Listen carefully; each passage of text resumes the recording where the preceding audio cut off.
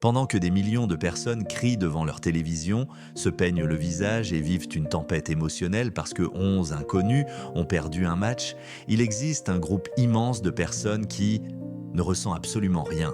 Aucune excitation, aucune frustration, aucune attache. Et selon les neurosciences, ce n'est pas un hasard. Leur cerveau pourrait tout simplement fonctionner différemment. Reste avec moi parce que ce que je vais t'expliquer va complètement changer ta façon de voir les personnes obsédées par le sport et celles qui ne le sont pas. Commençons par casser une idée reçue. Ne pas s'intéresser au sport ne fait pas de toi quelqu'un d'ennuyeux. Ça ne veut pas dire que tu manques de passion. Et ça ne signifie absolument pas qu'il y a quelque chose qui ne va pas chez toi. En réalité, il se passe quelque chose de fascinant dans ton cerveau, quelque chose de très différent de la majorité des gens qui suivent le sport avec ferveur. Alors posons la question évidente. Pourquoi autant de personnes s'en soucient-elles autant? Les êtres humains sont profondément sociaux. Pendant des milliers d'années, appartenir à un groupe était une question de survie. Ton clan te protégeait, t'aidait à chasser, te permettait de rester en vie. Et le sport, c'est, d'une certaine manière, une version moderne de ces tribus avec de meilleurs logos. Quand une personne regarde son équipe préférée, son cerveau libère de l'ocytocine, l'hormone du lien, la même que celle impliquée dans l'attachement familial. Oui, c'est aussi puissant que ça. D'un point de vue neurologique, le cerveau est littéralement trompé.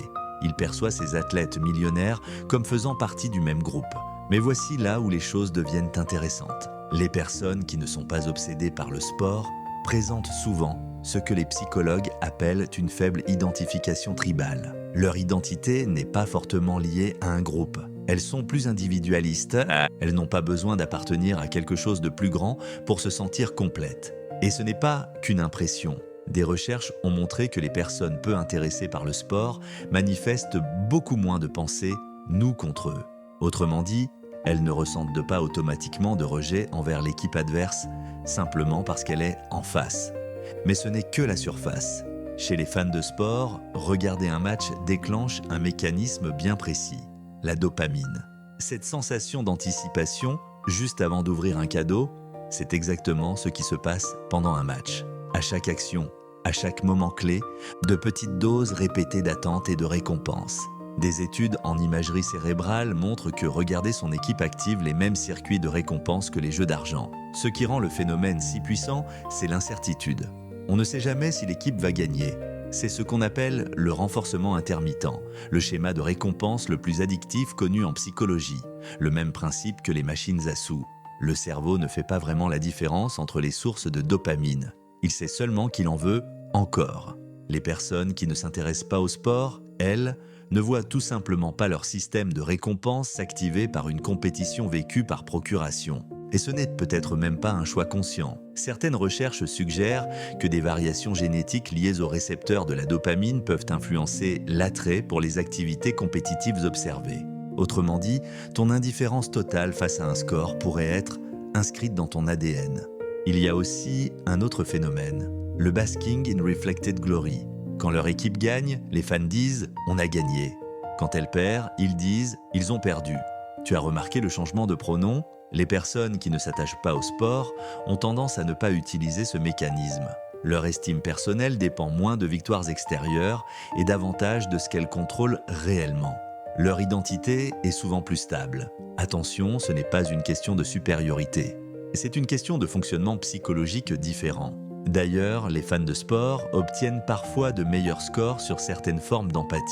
Ils s'entraînent à ressentir intensément les émotions d'autres personnes, même inconnues, tant qu'elles portent le bon maillot. Alors pourquoi les personnes non fans ne ressentent-elles pas cette empathie-là? Parce que l'empathie est une ressource limitée. Les personnes peu intéressées par le sport dirigent souvent cette énergie émotionnelle ailleurs, vers leurs relations, leurs projets créatifs, les idées, l'art, la nature, la réflexion, les causes sociales. Une étude a montré que les personnes faiblement investies dans le sport obtiennent souvent des scores plus élevés en ouverture à l'expérience et en sensibilité esthétique. Leur cerveau cherche le même sens, la même intensité émotionnelle, mais dans d'autres domaines. Pour certaines personnes, ne pas aimer le sport peut aussi être une forme de protection.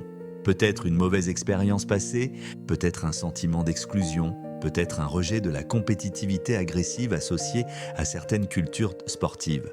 Ou peut-être tout simplement que ça ne les intéresse pas. Et c'est parfaitement valide. Au fond, la vraie différence réside dans la manière dont chacun donne du sens à sa vie. Les amateurs de sport trouvent du sens dans les récits collectifs. Le retour improbable, l'outsider, la rivalité, la légende. D'autres perçoivent cette même imprévisibilité comme vide de sens. Ils se demandent « Pourquoi investir émotionnellement dans quelque chose que je ne contrôle pas, joué par des inconnus, et qui n'impacte pas ma vie réelle ?» Et ils n'ont pas tort, mais les fans non plus. Ce sont simplement deux façons différentes de répondre au même besoin humain fondamental. Le besoin de sens et de récit.